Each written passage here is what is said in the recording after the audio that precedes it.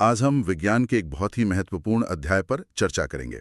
अध्याय 3, धातु एवं अधातु। हाँ, ये एनसीईआरटी कक्षा 10 के पाठ्यक्रम पर आधारित है। और हम परीक्षा के लिए जो उपयोगी नोट्स हैं उनको विस्तार से समझेंगे। बिल्कुल। हमारा लक्ष्य इन नोट्स में दी गई हर एक जानकारी को मतलब लाइन दर लाइन पढ़ना और उसे एकदम आसान भाषा में समझना है, ताकि हर कॉन्सेप्ट बिल्कुल साफ हो जाए। हाँ। हम भौतिक और रासायनिक गुणधर्मों से शुरू करेंगे, फिर धातुओं की प्राप्ति और उनके संक्षारण से बचाव तक हर पहलू को क्रम से देखेंगे। ठीक है, तो चलिए शुरू करते हैं धातुओं के भौतिक गुणधर्मों से। जैसा कि हमारे नोट्स में पहली स्लाइड में दिखाया गया है, हम धातुओं के 4 मुख्य भौतिक गुणधर्मों से शुरुआत करेंगे। पहला है धात्विक चमक, जिसे लस्टर भी कहते हैं। इसमें लिखा है, शुद्ध रूप में धातुओं की सतह चमकदार होती है। इस गुण को धात्विक चमक कहते हैं। अच्छा, जैसे सोना या चांदी की जो चमक होती है वो इसी गुण के कारण है। ठीक है। दूसरा गुण है कठोरता या हार्डनेस। नोट्स कहते हैं धातुएं सामान्यतः कठोर होती हैं, हाँ। लेकिन इसमें एक अपवाद भी है। अपवाद? क्षार धातुएं मतलब लिथियम, सोडियम, पोटेशियम इतनी मुलायम होती हैं कि उन्हें चाकू से काटा जा सकता है। हाँ, तो ज्यादातर धातुएं जैसे लोहा, तांबा, ये सब तो बहुत मजबूत और कठोर होते हैं। बिल्कुल। लेकिन सोडियम और पोटेशियम जैसी कुछ धातुएं इतनी नरम है, जैसे पनीर या मक्खन होता है ना, अच्छा, कि उन्हें आसानी से चाकू से काटा जा सकता है। और ये परीक्षा के लिए एक बहुत महत्वपूर्ण अपवाद है। आगे है आघात वर्ध्यता, मैलिबिलिटी। लिखा है, कुछ धातुओं को पीट कर पतली चादर बनाया जा सकता है। इस गुण को आघात वर्ध्यता कहते हैं। और इसका उदाहरण दिया है, सोना तथा चांदी सबसे अधिक आघात वर्ध्य धातुएं हैं। इसका मतलब है कि धातुओं को जब हथौड़े से पीटा जाता है तो वे टूटती नहीं है। अच्छा, बल्कि फैलकर पतली शीट या चादर में बदल जाती हैं। मिठाइयों पर जो चांदी का वर्क लगा होता है ना, हाँ, वो इसी गुण का सबसे अच्छा उदाहरण है। और चौथा गुण है तन्यता मतलब डक्टिलिटी। नोट्स के अनुसार धातु को पतले तार के रूप में खींचने की क्षमता को तन्यता कहते हैं। इसमें एक बहुत दिलचस्प तथ्य है, सोना सबसे अधिक तन्य धातु है। 1 ग्राम सोने से 2 किलोमीटर लंबा तार बनाया जा सकता है। ये धातुओं का वो गुण है जिससे हम उन्हें खींचकर तार बना सकते हैं। जैसे बिजली के तार तांबे के बने होते हैं, हाँ। क्योंकि तांबा एक तन्य धातु है। और सोने की तन्यता तो मतलब कमाल की है, सिर्फ 1 ग्राम सोने से 2 किलोमीटर लंबा तार। सच में हैरान करने वाला है। अब हम धातुओं के कुछ और भौतिक गुणधर्मों पर आते हैं। 5वां गुण है ऊष्मा तथा विद्युत की चालकता। ओके। नोट्स में लिखा है, धातुएं ऊष्मा तथा विद्युत की सुचालक होती हैं। इनका गलनांक बहुत अधिक होता है। इसके सर्वश्रेष्ठ और कुचालक के उदाहरण भी हैं। सर्वश्रेष्ठ चालक सिल्वर तथा कॉपर, कुचालक लेड तथा मरकरी। सुचालक का मतलब है कि धातुएं अपने अंदर से गर्मी यानी ऊष्मा और बिजली यानी विद्युत को आसानी से गुजरने देती हैं। अच्छा, इसीलिए तो खाना पकाने के बर्तन धातु के बने होते हैं और बिजली के तार कॉपर या एल्यूमिनियम के। और चांदी सबसे अच्छी सुचालक है। हाँ, लेकिन महंगी होने के कारण इसका इस्तेमाल कम होता है। इसमें एक और बिंदु है, विद्युत तारों पर पॉलीविनाइल क्लोराइड यानी पीवीसी या रबड़ की परत होती है। ये सुरक्षा के लिए है, क्योंकि धातुएं विद्युत की सुचालक होती हैं तो उन्हें छूने से करंट लग सकता है। सही बात है। पीवीसी या रबड़ जो है वो विद्युत के कुचालक होते हैं, इसीलिए इनकी परत हमें करंट लगने से बचाती है। ठीक है। 6ठा गुण है ध्वनिक या सोनोरस। जो धातुएं किसी कठोर सतह से टकराने पर आवाज उत्पन्न करती हैं, उन्हें ध्वनिक कहते हैं।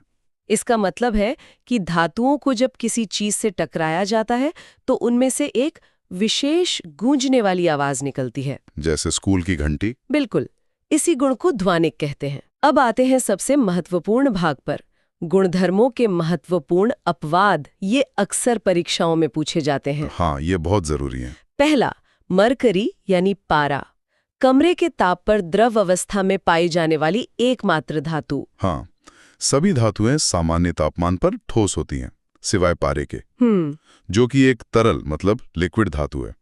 ये थर्मोमीटर में इस्तेमाल होता है। दूसरा, गैलियम और सीजियम, इनका गलनांक बहुत कम होता है, हथेली पर रखने पर पिघलने लगती हैं। गलनांक वो तापमान है जिस पर कोई चीज पिघलती है।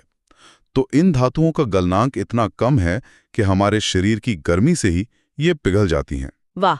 तीसरा, आयोडीन, अधातु होते हुए भी चमकीला होता है। हाँ, हमने पढ़ा था कि चमकना धातुओं का गुण है, लेकिन आयोडीन एक अधातु है, फिर भी इसमें धातुओं जैसी चमक होती है। ये एक मुख्य अपवाद है। चौथा, कार्बन, एक अधातु जो विभिन्न रूपों में मौजूद है। इसके 2 रूप बताए गए हैं।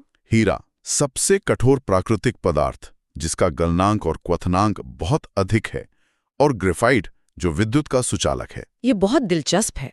कार्बन एक अधातु है, इसका एक रूप हीरा दुनिया का सबसे कठोर पदार्थ है। वहीं इसका दूसरा रूप ग्रेफाइट बहुत मुलायम होता है और अधातु होते हुए भी बिजली का सुचालक है। अच्छा। हाँ, जिसका इस्तेमाल पेंसिल की लेड और बैटरी सेल में होता है। अब हम धातुओं के रासायनिक गुणधर्मों को समझेंगे। पहला है वायु यानी ऑक्सीजन के साथ अभिक्रिया। ठीक है। नोट्स कहते हैं लगभग सभी धातुएं ऑक्सीजन के साथ मिलकर धातु ऑक्साइड बनाती है। इसका एक समीकरण है धातु प्लस ऑक्सीजन इक्वल्स टू धातु ऑक्साइड। उदाहरण है 2Cu plus O2 equals to 2CuO, copper oxide काले रंग का। इसका मतलब है कि जब धातुएं हवा के संपर्क में आती हैं, तो वे हवा की ऑक्सीजन से क्रिया करके एक नई परत बना लेती हैं। अच्छा। जिसे धातु ऑक्साइड कहते हैं। जैसे तांबे के बर्तन पर काले रंग की परत जम जाना। ऑक्साइड की प्रकृति के बारे में लिखा है। धातु ऑक्साइड क्षारकीय प्रकृति के होते हैं। और कुछ जल में घुलकर क्षार बनाते हैं, जैसे Na2O प्लस H2O 2NaOH। यानी ज्यादातर धातु ऑक्साइड का स्वभाव क्षारीय मतलब बेसिक होता है। जब इन्हें पानी में घोला जाता है तो ये क्षार बना देते हैं। यहाँ एक विशेष प्रकार के ऑक्साइड का भी उल्लेख है, उभयधर्मी ऑक्साइड, एम्फोटेरिक ऑक्साइड्स। हाँ, कुछ धातु ऑक्साइड्स जैसे एल्यूमिनियम ऑक्साइड, जिंक ऑक्साइड अम्लीय तथा क्षारकीय दोनों व्यवहार दर्शाते हैं। ये ऑक्साइड खास होते हैं क्योंकि ये अम्ल और क्षार दोनों से अभिक्रिया कर सकते हैं, मतलब ये दोहरी प्रकृति दिखाते हैं। अच्छा। एल्यूमिनियम ऑक्साइड और जिंक ऑक्साइड इसके सबसे अच्छे उदाहरण हैं। अब देखते हैं जल के साथ अभिक्रिया। हाँ, यहाँ अलग अलग धातुओं की अभिक्रिया अलग अलग तरह के पानी से दिखाई गई है। ठंडे जल से सोडियम, पोटेशियम जो तेजी से और ऊष्माक्षेपी अभिक्रिया करते हैं, और कैल्शियम जो धीमी गति से करता है। इसका मतलब है कि सोडियम और पोटेशियम जैसी बहुत अभिक्रियाशील धातुएं ठंडे पानी से भी बहुत तेजी से रिएक्शन करती हैं। करेक्ट। और गर्मी निकलती है। हाँ, बहुत गर्मी निकलती है। कैल्शियम भी ठंडे पानी से क्रिया करता है, पर धीरे धीरे। गर्म जल से मैग्नीशियम। हाँ। केवल भाप से एल्यूमिनियम, आयरन, जिंक। और कोई अभिक्रिया नहीं, लेड, कॉपर, सिल्वर, गोल्ड। इससे धातुओं की क्रियाशीलता का पता चलता है। जो कम क्रियाशील है उन्हें गर्म पानी या भाप की जरूरत पड़ती है। और सोना, चांदी, कॉपर जैसी धातुएं तो इतनी कम क्रियाशील होती हैं कि वे पानी से बिल्कुल भी क्रिया नहीं करती। अगली स्लाइड में एक बहुत ही महत्वपूर्ण चार्ट है, सक्रियता श्रेणी, रिएक्टिविटी सीरीज। हाँ। परिभाषा दी गई है वह सूची जिसमें धातुओं की क्रियाशीलता को अवरोही यानी घटते क्रम में व्यवस्थित किया जाता है। यहाँ चित्र में एक सूची दिखाई गई है जिसमें सबसे ऊपर पोटेशियम है जो सबसे अधिक अभिक्रियाशील है, और सबसे नीचे सोना। हाँ, जो सबसे कम अभिक्रियाशील है। ये श्रेणी हमें बताती है कि कौन सी धातु कितनी ज्यादा रिएक्टिव है। इसी से जुड़ा है विस्थापन अभिक्रिया। अधिक अभिक्रियाशील धातु अपने से कम अभिक्रियाशील धातु को उसके यौगिक के विलयन से विस्थापित कर देती है। इसका मतलब है कि जो धातु श्रेणी में ऊपर है वो अपने से नीचे वाली धातु को उसके घोल में से हटाकर खुद उसकी जगह ले लेती है। अच्छा।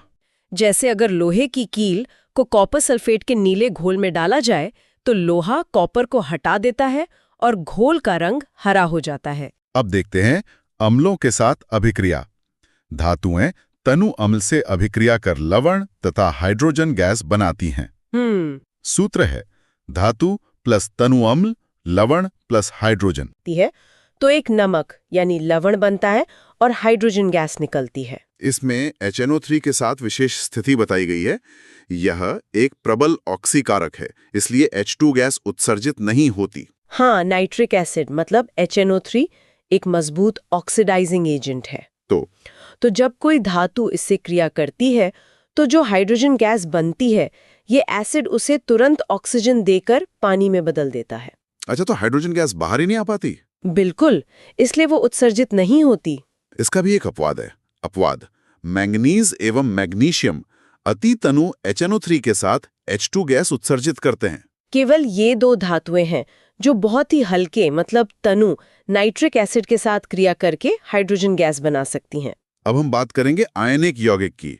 परिभाषा है, धातु से अधातु में इलेक्ट्रॉनों के स्थानांतरण से बने यौगिकों को आयनिक यौगिक कहा जाता है। इसका मतलब है कि जब एक धातु अपना इलेक्ट्रॉन एक अधातु को दे देती है तो उनके बीच एक मजबूत बंधन बन जाता है और इससे जो नया कंपाउंड बनता है उसे आयोनिक यौगिक कहते हैं। इसके निर्माण की प्रक्रिया बताई गई है। चित्र में सोडियम और क्लोरीन का उदाहरण है। हाँ, धातु इलेक्ट्रॉन त्याग कर धनायन बनाते हैं, जैसे Na+E-। आधातु इलेक्ट्रॉन ग्रहण कर ऋणायन बनाते हैं, जैसे Cl+E- is equal to Cl-। चित्र में दिखाया गया है कि सोडियम के बाहरी कक्ष में एक इलेक्ट्रॉन है जिसे वो आसानी से त्याग देता है और पॉजिटिव चार्ज वाला आयन बन जाता है। हाँ, धन आयन। और क्लोरीन के बाहरी कक्ष में 7 इलेक्ट्रॉन है, उसे एक की जरूरत है, तो वो सोडियम का इलेक्ट्रॉन लेकर नेगेटिव चार्ज वाला आयन यानी ऋणायन बन जाता है। विपरीत आवेशित आयन मजबूत स्थिर वैद्युत बल द्वारा बंधकर यौगिक बनाते हैं। तो ये प्लस और माइनस चार्ज एक दूसरे को मजबूती से खींचते हैं और सोडियम क्लोराइड NaCl यानी हमारा साधारण नमक बन जाता है। अब देखते हैं आयोनिक यौगिकों के गुणधर्म। ठीक है। पहला, भौतिक प्रकृति, ठोस व कठोर, सामान्यतः भंगुर। दूसरा, गलनांक एवं क्वथनांक बहुत अधिक होते हैं। ये यौगिक ठोस और कठोर होते हैं क्योंकि इनके आयनों के बीच बहुत मजबूत आकर्षण बल होता है। लेकिन दबाव डालने पर ये टूट जाते हैं यानी भंगुर होते हैं और इसी मजबूत बल के कारण इन्हें पिघलाने या उबालने के लिए बहुत ज्यादा ऊर्जा लगती है। तीसरा गुण, घुलनशीलता, जल में घुलनशील परंतु पेट्रोल केरोसिन में अघुलनशील। और चौथा, विद्युत चालकता, ठोस अवस्था में कुचालक परंतु गलित या जलीय विलयन में सुचालक। हाँ, ये पानी में आसानी से घुल जाते हैं लेकिन पेट्रोल जैसे ऑर्गेनिक सॉल्वेंट्स में नहीं। और विद्युत चालकता वाली बात, वो एक बहुत जरूरी बात है। ठोस नमक में से बिजली पास नहीं हो सकती क्योंकि आयन बंधे होते हैं, हिल नहीं सकते। अच्छा।